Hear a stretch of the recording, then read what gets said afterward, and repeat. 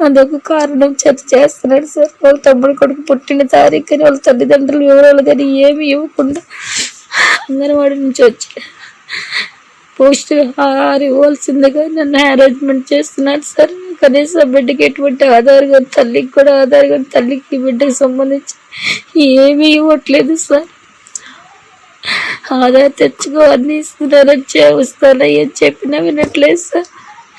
వాళ్ళ తమ్ముడు కొడుకు అన్నీ ఇవ్వాలని, ఒకవేళ ఏమి ఇవ్వకపోతే నేను తనతో పడుకోవాలని ఫోన్లు చేసి ఐ లవ్ యూ అని, నువ్వు అంటే నాకు ఇష్టం అని, నా మీటింగులకు వస్తానని, నేను చెప్పినట్టునే వినాలని చెప్పి నాకు ఇష్టాలు ఎక్కువ నేను చెప్పి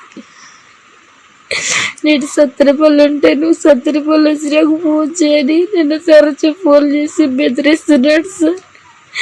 ఇదంతా నేను నా ఫోన్లో రికార్డు చేశాను సార్. రికార్డు చేస్తున్నానని నేను ఆవు అంటే ఉన్నా కానీ ఒక్క మాట కూడా ఎదురుగా మాట్లాడలేదు సార్.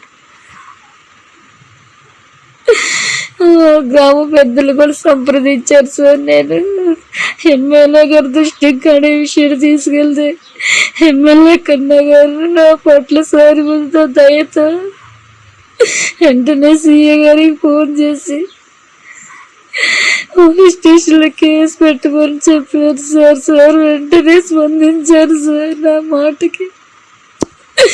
అతను 26వ తారీఖు ఫోన్ నైట్ టైం 26 సార్లు ఫోన్ చేసి నేను ఫోన్ ఎత్తుపోయేసరికి వాట్సాప్లో సారీ అని పెట్టి పక్క వీధిలో వేరే వాళ్ళు ఫోన్ చేసి నాకు ఇమ్మని నన్ను బ్యాండ్ చేయాలని చెప్పి అందరి దృష్టిలో ఇలా చేస్తున్నాడు సార్. ఈ 16 సంవత్సరాల నుంచి నేనేనాడు ఒక్క మేము కూడా తీసుకోలేదు సార్. సార్ నాకు న్యాయం